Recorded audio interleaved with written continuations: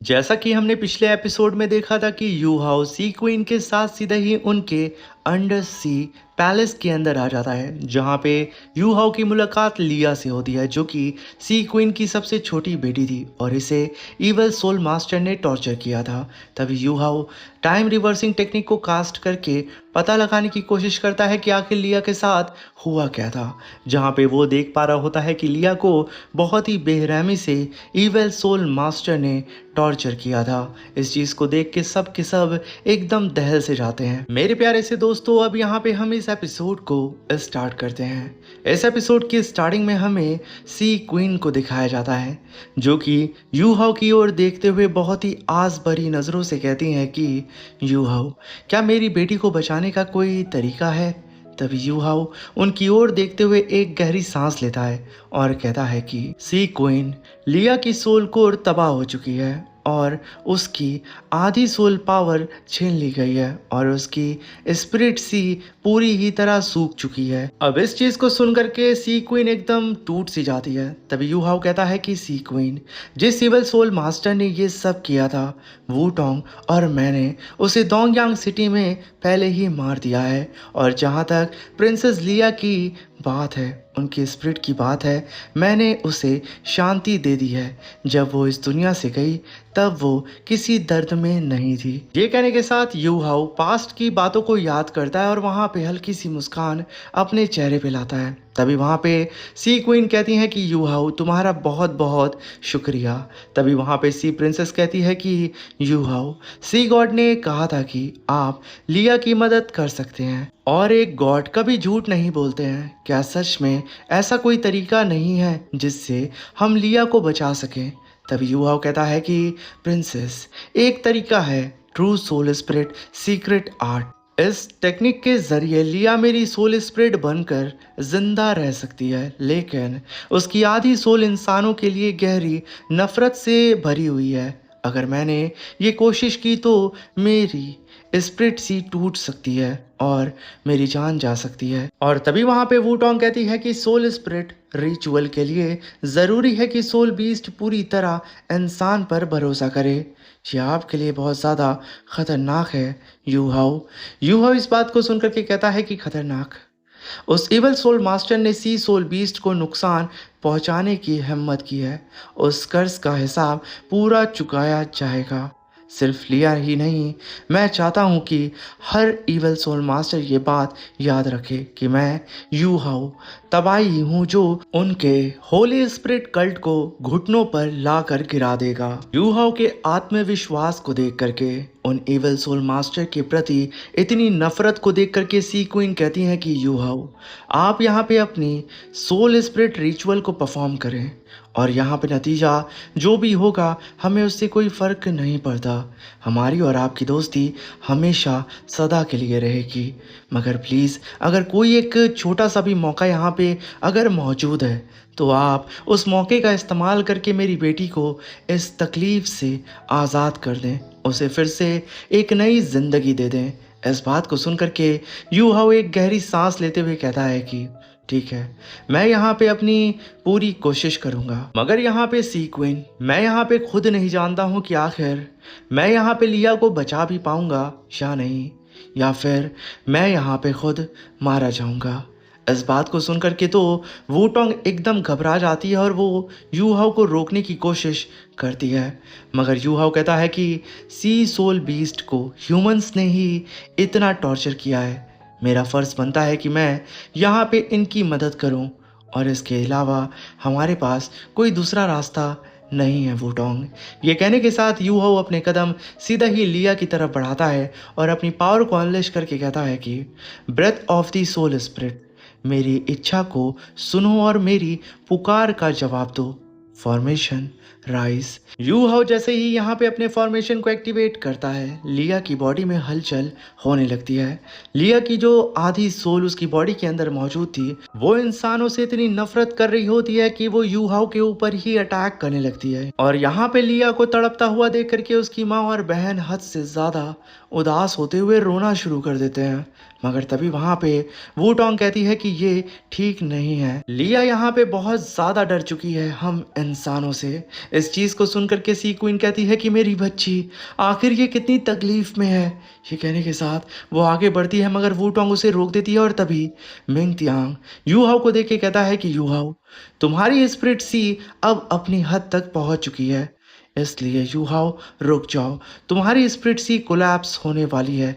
अगर तुमने ये जारी रखा तो तुम मर जाओगे।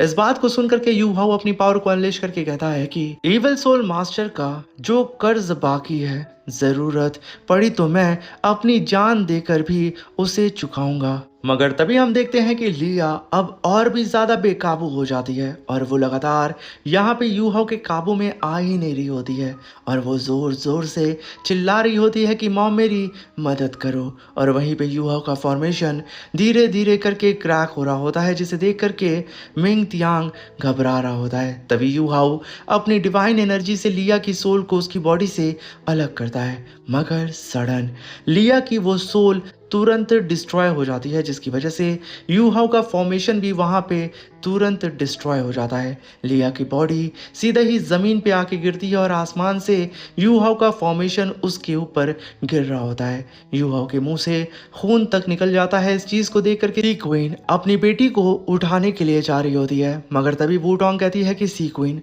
अभी आगे मत जाइए। और वहीं पे यू हाओ जो कि ज़मीन पे घुटनों के बल पड़ा होता है और उसको हद से ज़्यादा इंजरी हुई होती है। यू हाओ की हालत अब बहुत ज़्यादा ख़राब हो चुकी थी, इनफैक्ट उसकी सोल सी तक काफ़ी हद तक डैमेज हुई थी। तभी वहाँ पे लिया की सोल यू हाओ के हाथ से टकराती है। यू हाओ के हाथ पे बने हुए पैटर्न मार्क को वो सोल पावर एक्टिवेट कर देती है, जिसे देख करके सी प्रिंसेस कहती है कि मॉम वो क्या है। तभी सी क्वीन कहती है कि वो मरमेड ब्लेसिंग है। और तभी हम देखते हैं कि यू हाओ के सामने डिवाइन ऑरा इकट्ठा होने लगता है।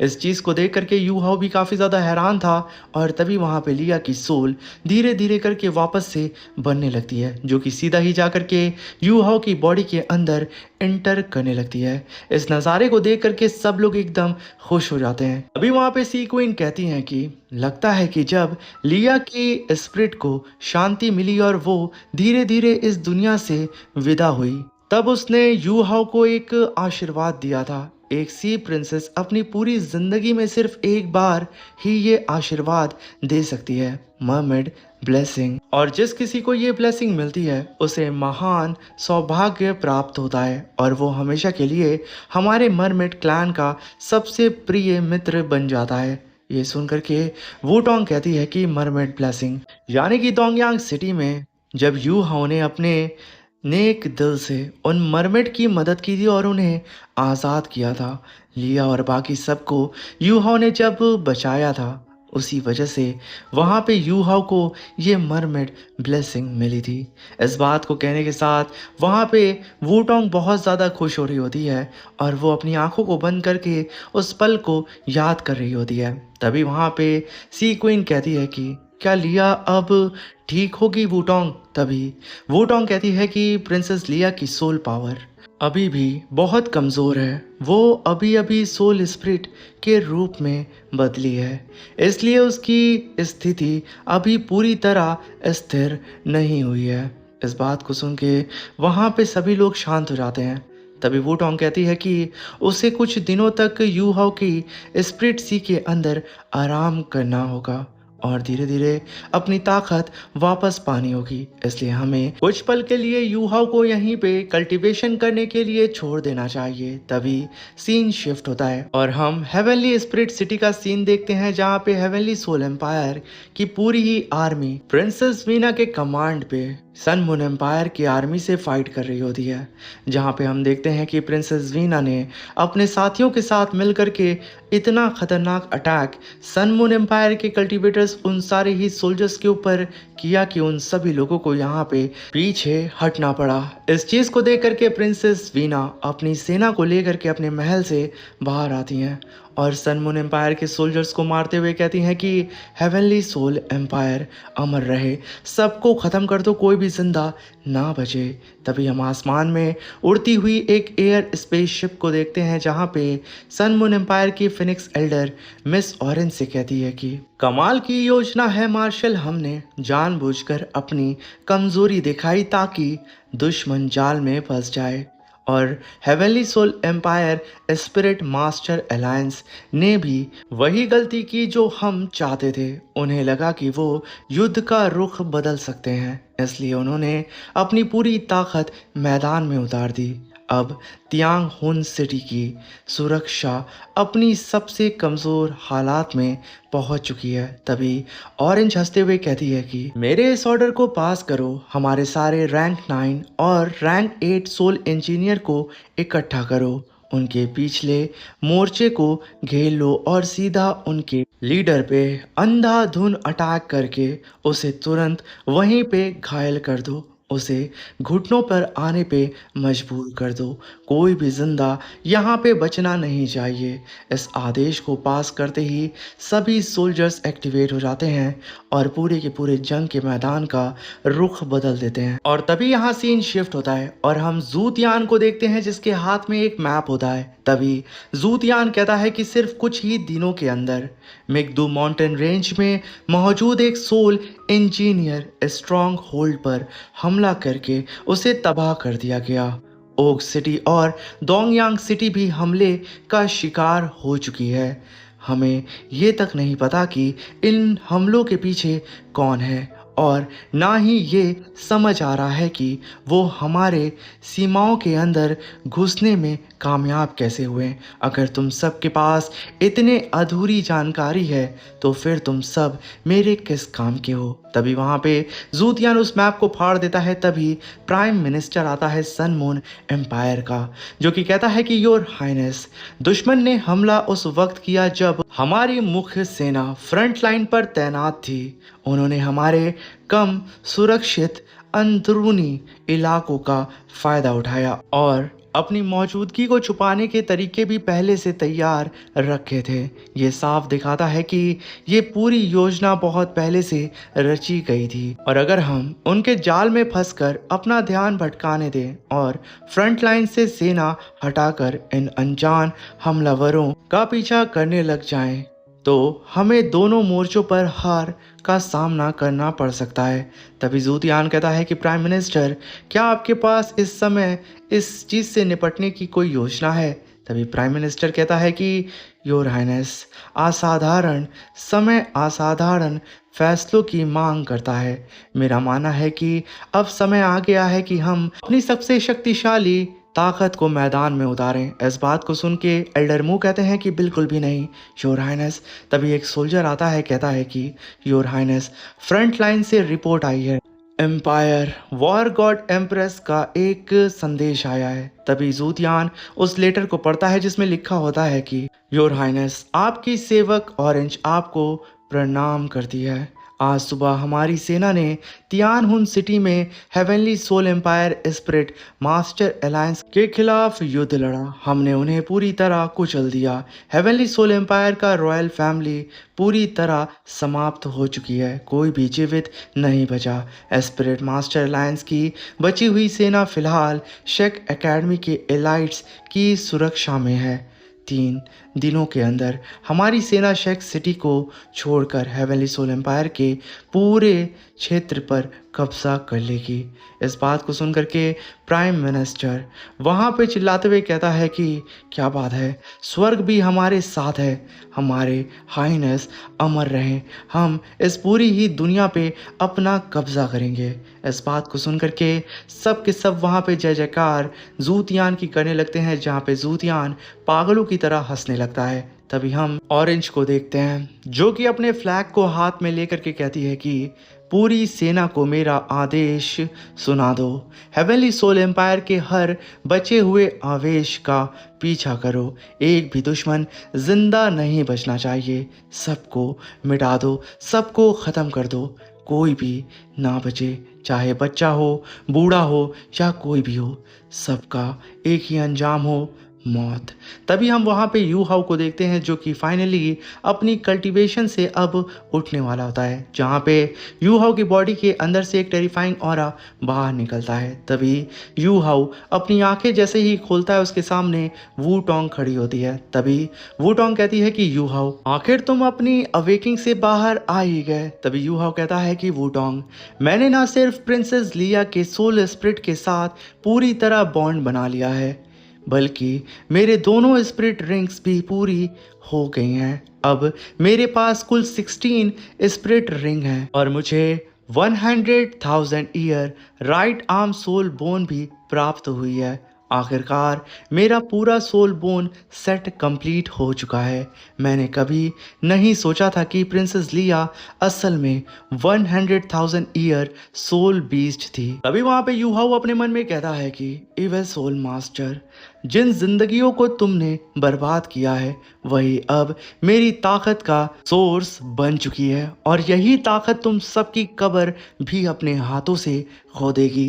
तभी हम देखते हैं कि जैसे ही यू हाउ के बारे में पता चलता है कि वो अपनी कल्टीवेशन से उठ चुका है, सी क्वीन और उनकी बेटी भागते हुए यू हाउ के पास आती हैं। तब यू हाउ उन्हें आता हुआ देख करके उन्हें ग्रीट करता है, मगर यहाँ पे प्रिंसेस और सी क्वीन की नजरें लिया पे टिकी होती है कि आखिर वो कहाँ पे है। तभी यू हाउ कहता है कि लिया, अब तुम यहाँ पे मेरी सोल सी से बाहर आ सकती हो, अपनी मॉम और अपनी सिस्टर से आके मिल लो। वहाँ पे लिया यू हाउ की सोल सी से बाहर निकलती है और अपनी मॉम और अपनी सिस्टर के सामने जाके खड़ी हो जाती है, जहाँ पे ये तीनों ही एक दूसरे से लिपट करके वहाँ रोने लगते हैं, जहाँ पे उन लोगों की आंखों से गोल्डन मोती बाहर निकल रहे थे आंसू के फॉर्म में। तभी वहाँ पे यू हाउ कहता है कि वू टोंग आखिर मुझे अवेकिंग में कितना समय लगा। तभी वू टोंग कहती है कि 10 दिन। तभी यू हाउ कहता है कि 10 दिन, इतने समय में वो सन मून एम्पायर के कमीने जरूर फ्रंट लाइन पर अपने कदम बढ़ा चुके होंगे, इसलिए वू टोंग हमें जल्द से जल्द यहाँ से निकलना होगा। मगर तभी यू हाउ का हाथ वू टोंग पकड़ते हुए कहती है कि यू हाउ अभी अभी तो लिया अपने पेरेंट्स से और अपनी बहन से मिल रही है, इन्हें थोड़ा समय दो। ये सुन करके यू हाउ भी वहाँ पे रुक जाता है। तभी वहाँ पे लिया यू हाउ से कहती है कि मास्टर ये सब मेरी वजह से हुआ है, आप पर बोझ बनने के लिए मुझे माफ़ कीजिए। सिर्फ जिंदा रह पाना ही मेरे लिए किसी वरदान से कम नहीं है। मैं कभी भी आपका और ज़्यादा समय बर्बाद करने की हिम्मत नहीं करूँगी। तभी यू हाउ कहता है कि ऐसी बातें मत करो, तुम्हारा जिंदा रहना ही सबसे ज़्यादा मायने रखता है। तभी लिया कहती है कि हमारे पास वक्त नहीं है, चलिए हमें तुरंत निकलना चाहिए मास्टर। तभी सी क्वीन आगे बढ़ती है, जहाँ पे सी प्रिंसेस के हाथ में वो गोल्डन मोती होते हैं। तभी सी क्वीन कहती है कि यू हाउ एक पल रुक जाएं। वहाँ पे यू हाउ प्रिंसेस के हाथ में उन गोल्डन मोती को देख के कहता है कि ये वही आंसू हैं जो आपने पहले बहाए थे। तभी सी क्वीन कहती है कि हमारा sea princess clan spirit type soul beast का वंश है, हमारे आंसू हमारी स्पिरिचुअल पावर का सबसे शुद्ध सार होते हैं।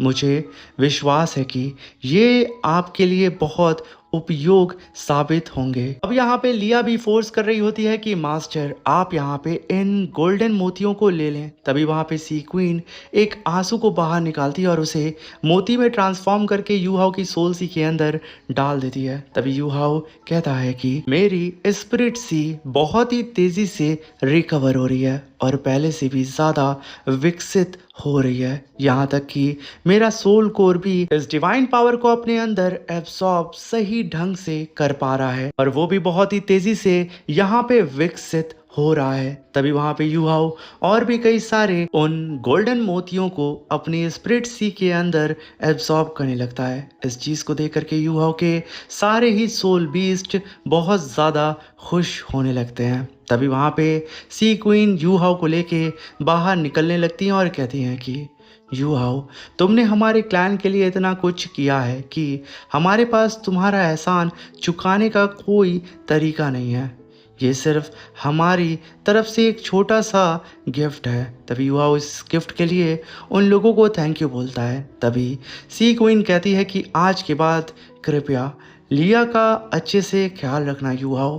तभी यूहाओ कहता है कि आप यहाँ पे ज़्यादा परेशान मत होइए सी क्वीन, मैं यहाँ पे पूरा ख्याल रखूँगा लिया का, और आज से सी प्रिंसेस क्लान का हर एक मैटर मेरा मैटर होगा। अगर आपके ऊपर कोई भी मुसीबत आती है तो आप मुझे तुरंत बुला सकती हैं अपनी मदद करने के लिए। ये कहने के साथ यूहाओ, वूटोंग और साथ में लिया अब यहाँ पे वो तीनों ही सी क्वीन और प्रिंसेस से अलविदा लेते हैं, क्योंकि उन्हें जल्द से जल्द यहाँ से निकल कर के डोंगयांग सिटी की ओर रवाना होना था। तभी हम देखते हैं कि वो तीनों ही उड़ते हुए बहुत ही तेज़ी से अब इस पानी से यानी कि समुंदर से बाहर निकल रहे होते हैं। तभी यूहाओ कहता है कि सन मून एम्पायर, ऑरेंज, जूतियान, तुम पर जो खून का कर्ज चढ़ा हुआ है उसकी कीमत मैं तुम लोगों के हर एक खून के कतरों से वसूल करूंगा। हाई यूज सिटी, मैं आ रहा हूँ और जो हिसाब बाकी है वो खून से लिखा जाएगा। ये कहने के साथ यूहाओ आगे बढ़ने लगता है और वहीं पे हम डोंगयांग सिटी का सीन देखते हैं, जहाँ पे जियानन कहती है कि 10 दिन हो चुके हैं मगर अभी भी यूहाओ और वूटोंग का कोई भी अता पता नहीं है। तभी वहाँ पे हम ब्रदर जी को देखते हैं जो कि अपनी कल्टीवेशन एकांत में कर रहा था और वो सडन यहाँ पे अपना ब्रेक थ्रू करने वाला होता है। उसकी बॉडी के अंदर से डिवाइन एनर्जी बाहर निकलती है, जहाँ पे जू शांशी कहता है कि ब्रदर जी क्या तुमने यहाँ पे अपना ब्रेक थ्रू कर लिया? तभी ब्रदर जी कहता है कि मैंने शॉर्ट पाथ को पहले से कहीं ज़्यादा गहराई से समझ लिया है। तभी ब्रदर जी बेबे को देखते हुए कहता है कि सीनियर ब्रदर बेबे, मैं महसूस कर सकता हूँ कि आप सबके दिल बेचैन हैं, क्यों ना मेरे साथ एक बार आप सभी लोग फाइट कर लें, आप सबको शांति मिलेगी। मगर तभी जू शांशी वहाँ से तुरंत अपनी गर्लफ्रेंड जियानन को लेके भाग जाता है। तभी बेबे कहता है कि हम पहले ही कई बार लड़ चुके हैं, इसलिए ब्रदर जी तुमसे दोबारा लड़ने से मुझे कोई खास फायदा नहीं मिलेगा। तभी ब्रदर जी काइतू को देखता है, जहाँ पे काइतू कहता है कि ब्रदर मैं एक सोल इंजीनियर हूँ, मेरे साथ फाइट करने से भी आपको कोई खास समझ या इनलाइटमेंट नहीं मिलेगी। मगर तभी वहां पे जियाओ जियाओ काइतू के बगल से गुजरते हुए कहती है तो फिर मुझे कोशिश करने दो।